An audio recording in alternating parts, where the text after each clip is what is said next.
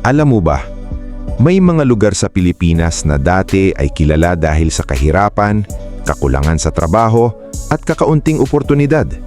Pero ngayon, punong-puno na ng malls, high-rise buildings at mamahaling subdivisions. Naiisip mo na ba kung paano nabago ang isang bayan na dati ay halos walang negosyo pero ngayon dinadayo na ng mga investors at turista? Paano nangyari na ang mga lugar na noon ay tahimik at hirap makabangon, ngayon ay sentro na ng negosyo, turismo at modernong pamumuhay? Sabi nga ni dating Singapore Prime Minister Lee Kuan Yew, "A nation does not become prosperous by chance.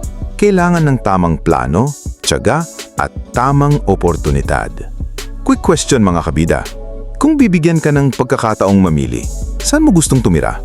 Sa simpleng probinsya ba na tahimik ang buhay? O sa mabilis na syudad na puno ng oportunidad? Share mo naman sa baba. At kung mahilig ka sa mga kwentong nagbibigay inspirasyon at mga nakakagulat na facts tungkol sa Pilipinas, huwag kalimutang mag-like, mag-subscribe at pindutin ang notification bell para lagi kang updated sa mga ganitong videos.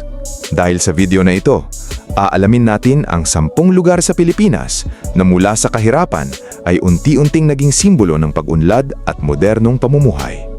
Handa ka na ba? Simulan na natin. Top 10. Camiguin. Maliit man sa mapa, malaki naman ang naging pagbabago ng Camiguin.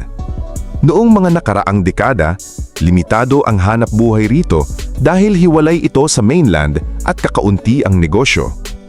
Dahil dito, kabilang noon ang lalawigan sa mga lugar na may mataas na poverty incidence sa Mindanao.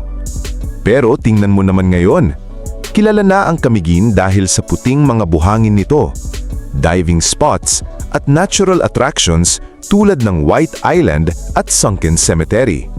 Nakakatuwang isipin na ang isang lugar na dati tahimik at halos nakadepende lang sa agrikultura ay isa na ngayong paboritong destinasyon ng mga turista. Sabi nga nila, hindi sukatan ang laki ng lugar sa laki ng potensyal. Kaya kung minsan pakiramdam mo maliit ang mga pangarap mo, isipin mo na lang ang Camiguin, isang munting isla na nagawang makipagsabayan sa malalaking tourist destination sa bansa. Top 9. General Santos. Kapag narinig mo ang General Santos, ano agad ang pumapasok sa isip mo? Tuna? O baka si Manny Pacquiao? Pero bago ito naging kilala bilang Tuna Capital of the Philippines, isa rin ang General Santos sa mga lungsod na humarap sa hamon ng kakulangan sa trabaho at limitadong infrastruktura. Malaki ang naging papel ng tuna industry, agribusiness at international trade sa pag-angat ng ekonomiya nito. Ngayon, hindi lang pala isdaan ang mayroon dito. Makikita na rin ang mga modern establishments, malalaking negosyo at lumalawak na urban development. Interesting fact, alam mo bang ang tuna mula General Santos ay ine-export sa iba't ibang panig ng mundo? Kaya sa bawat piraso ng tuna na nakikita mo sa supermarket, may posibilidad na dumaan muna ito sa lungsod ng General Santos bago makarating sa iyong hapagkainan. Top 8. Puerto Princesa. Nung araw, marami ang tumitingin sa Puerto Princesa bilang isang malayong lungsod sa gitna ng Palawan. Mahaba ang biyahe, limitado ang access at hindi ganun karami ang oportunidad kumpara sa malalaking syudad. Pero nagbago ang lahat nang mas makilala ito sa buong mundo dahil sa Underground River na kinilala bilang isa sa New 7 Wonders of Nature. At dahil sa paglago ng turismo, dumami ang mga hotel, restaurant at maliliit na negosyo. Ngayon, isa na ang Puerto Princesa sa mga pangunahing ecotourism destination sa Pilipinas. At habang maraming lungsod ang unti-unting napupuno ng matataas na gusali, pinili naman ang Puerto Princesa na pangalagaan ng kalikasan habang umuunlad. Kaya siguro ito ang isa sa patunay na posible palang pagsabayin ang progreso at pangangalaga sa kapaligiran. Top 7. Bohol. Kapag naririnig mo ang Bohol, malamang chocolate hills at mga tarsier agad ang pumapasok sa isip mo. Pero ang hindi alam ng marami, noong mga nakaraang taon, humarap ang lalawigan sa isa sa pinakamabigat na pagsubok sa kasaysayan nito. Noong 2013, niyanig ng isang malakas na lindol ang Bohol. Nasira ang mga bahay, kalsada, simbahan at kabuhayan ng libu-libong residente. At bago pa tuluyang makabangon, dumating pa ang pandemya na muling nagpahinto sa turismo. Kung ikaw ang nasa sitwasyon nila, saan ka huhugot ng lakas para magsimula ulit? Pero dito pinakita ng mga Boholano ang tunay na kahulugan ng katatagan. Sa tulong ng rehabilitasyon, pagpapaunlad ng turismo, mas maayos na infrastruktura at pagdami ng mga negosyo, unti-unting bumalik ang sigla ng lalawigan. Ngayon, isa na ang Bohol sa pangunahing tourist destination sa bansa na dinarayo hindi lang dahil sa ganda ng kalikasan kundi dahil na rin sa maayos nitong urban development. Kaya mula sa isang lugar na minsang nilamon ng trahedya, isa na itong simbolo ng pagbangon at pag-asa. At marahil, yon ang tunay na sukatan ng kaunlaran. Hindi kung gaano kabilis yumaman ang isang lugar, kundi kung paano ito bumangon matapos ang pinakamahirap nitong yugto. Top 6. Aklan. Kung pag-uusapan ng Aklan, malamang Boracay agad ang maiisip mo. Pero alam mo ba na bago maramdaman ng buong lalawigan ang benepisyo ng turismo, maraming komunidad rito ang umaasa lamang sa pangingisda at agrikultura. Noong mga nakaraang dekada, kabilang din ang Aklan sa mga probinsyang humaharap sa hamon ng kahirapan. Pero dahil sa tuloy-tuloy ang pagdagsa ng mga turista sa Boracay, unti-unting dumami ang trabaho sa hotel industry, transportation, pagkain, at maliliit na negosyo. Kaya mula sa simpleng probinsya, isa na ngayon ang Aklan sa mga lugar na may mabilis na paglago ng ekonomiya. Ang sayang isipin na minsan, isang magandang dalampasigan lang ang kailangan para mabago ang takbo ng buong lalawigan. Pero ito ang tanong mga kabida. Kung mawala ang internet sa loob ng isang linggo, pupunta ka pa rin ba sa Boracay? Top 5. Cagayan de Oro. Tinatawag itong City of Golden Friendship, pero alam mo bang hindi lang pagkakaibigan ang yaman ng lungsod na ito? Noong mga nakaraang dekada, isa lamang itong mahalagang sentro ng kalakalan sa Northern Mindanao. Hindi pa ganun karami ang malalaking negosyo at limitado pa ang modernong infrastruktura. Pero dahil sa strategic location ito, naging sentro ito ng logistics, retail, real estate at agribusiness. Ngayon, isa na ang Cagayan de Oro sa pinakamabilis umunlad na lungsod sa Mindanao. Mula sa mga modernong mall hanggang sa lumalaking business districts, kitang-kita ang laki ng pagbabago nito. At ito pa ang nakakatuwa. Habang abala ang maraming tao sa paghabol ng oportunidad sa Metro Manila, tahimik namang bumubuo ng sarili nitong economic success story ang Cagayan de Oro. Kaya minsan, hindi kailangang nasa kabisera ka para umasenso. Ang mahalaga, alam mo kung paano gamitin ang oportunidad na nasa harap mo. Top 4. Iloilo City. Noong 1980s hanggang 1990s, madalas marinig ng mga taga-Iloilo ang isang payo. Kung gusto mong umasenso, lumuwas ka ng Maynila. Sa loob ng maraming taon, tahimik lang ang takbo ng Iloilo City. Kumpara sa ibang malalaking lungsod, limitado ang trabaho at kakaunti ang malalaking negosyo. Pero alam mo ba na bago pa man dumating ang mga BPO at business districts, kilala na ang Iloilo bilang Queen City of the South bago pa man ito maiugnay sa Cebu. Pero tila natulog ang ekonomiya nito sa loob ng ilang dekada. Hanggang sa unti-unting bumuhos ang investments, dumami ang IT parks at nagsulputan ang mga modernong kalsada at mixed-use developments. Ngayon, isa na ang Iloilo City sa pinaka-competitive na lungsod sa bansa.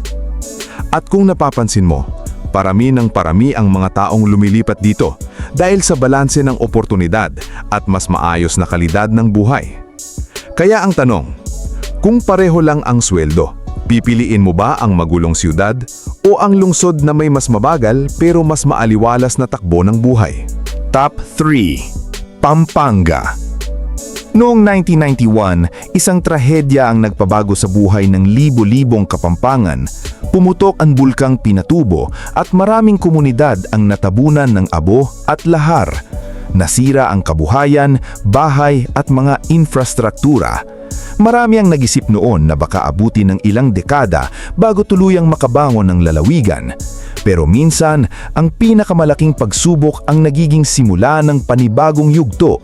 Sa tulong ng Clark-Freeport Zone, mga bagong expressway, paliparan at pagpasok ng malalaking negosyo, unti-unting bumilis ang pag-unlad ng Pampanga. Ngayon, isa na ito sa may pinakamalakas na ekonomiya sa bansa. Mula sa manufacturing at logistics hanggang sa BPO at turismo, halos lahat ng sektor ay patuloy na lumalago. At isipin mo ito, ang lugar na minsang natabunan ng lahar ay isa na ngayong sentro ng oportunidad. Kaya sa susunod na marinig mo ang salitang Clark, tandaan mo na hindi lang ito basta business hub. Isa itong paalala na posible pa ring bumangon kahit gaano kalaki ang pinsalang pinagdaanan mo. Top 2. Davao City. Noong 1980s hanggang unang bahagi ng 1990s, madalas may ugnay ang Davao City sa balita tungkol sa kaguluhan at problema sa seguridad. Dahil dito, maraming negosyante at turista ang nagdadalawang isip na pumunta rito. Maraming oportunidad ang hindi agad nakapasok at mabagal ang pag-usad ng ekonomiya kumpara sa potensyal ng lungsod. Pero alam mo ba na ang Davao ay isa sa pinakamalaking lungsod sa buong mundo batay sa lawak ng lupain? Pero hindi sapat ang laki ng isang lugar kung walang tiwala ang mga tao rito. Sa pagdaan ng mga taon, unti-unting nagbago ang imahe ng lungsod. Dahil sa mas mahigpit na pagpapatupad ng batas, pagpasok ng malalaking negosyo at patuloy na pag-unlad ng infrastruktura, naging sentro ito ng commerce at business sa Mindanao. Ngayon, makikita mo na rito ang malalaking malls, modernong business districts, BPO companies at mga kondominium na patuloy na dumarami. At habang marami pa ring Pilipino ang nakatutok sa Metro Manila, tahimik namang bumubuo ng sarili nitong economic powerhouse ang Davao. Sabi nga ng negosyanteng si Warren Buffett, "It takes 20 years to build a reputation and 5 minutes to ruin it." Sa kaso ng Davao, ilang dekada rin ang kinailangan para baguhin ang pananaw ng mga tao at mukhang sulit naman ang naging paghihintay. Top 1. Taguig. Isipin nyo to mga kabida. Ang lugar na puno ng mga skyscrapers ngayon, luxury condominiums, world-class offices at high-end restaurants ay dating binubuo ng mga palaisdaan, sakahan at tahimik na komunidad. Parang eksena lang sa pelikula, hindi ba? Noon, malaking bahagi ng ekonomiya ng Taguig ay umiikot lang sa pangingisda at agrikultura. Mahirap isipin na ang mga lugar na dinadaanan ngayon ng mga luxury cars at office workers ay dating sinasagwan ng maliliit na bangka. Pero dumating ang isang transformasyon na tuluyang nagpabago sa kasaysayan ng lungsod.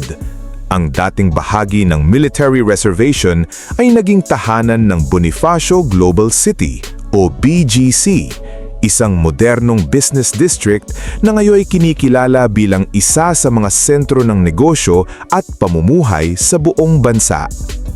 At hindi pa rito nagtatapos ang kwento. Unti-unti na ring umuunlad ang Arca South, isang malawakang mixed-use development na inaasahang magiging susunod na pangunahing business at lifestyle district sa Metro Manila.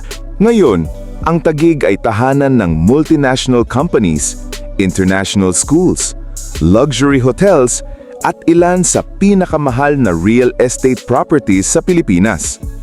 Can you imagine, kabida? Isang lupang dating pinangingisdaan ay isa na ngayong simbolo ng modernong pamumuhay at walang tigil na pag-unlad. Kung may time machine ka at dinala mo ang isang residente ng Taguig mula noong 1970s papunta sa kasalukuyan, malamang iisipin niyang nasa ibang bansa na siya. Sabi nga nila, hindi mo kailangang baguhin ang lokasyon para magbago ang kapalaran. Minsan, ang mismong lokasyon ang kusang nagbabago at sumasabay sa hinaharap. At ayan na nga, poverty no more. Top 10 lugar sa Pilipinas na dating mahirap, ngayon ay sosyal na. Nakakabilib isipin na ang mga lugar na minsang kulang sa oportunidad at infrastruktura ay isa na yung sentro ng negosyo, turismo at modernong pamumuhay. Ikaw, kabida, sang-ayon ka ba sa ating number 1? Karapat-dapat ba talagang manguna ang Taguig? O para sa'yo ay mas deserving ang Davao City, Pampanga o Iloilo City sa pwesto? At may lugar ba sa Pilipinas na napapansin mong may malaki ring pagbabago pero hindi natin naisama sa listahan? I-share mo naman sa baba. At kung nag-enjoy ka sa video na ito at may bago kang natutunan, huwag kalimutang mag-like, mag-subscribe at i-click ang notification bell para hindi mo ma-miss ang susunod nating mga kwento. Maraming salamat sa panonood. Hanggang sa muli, kabida!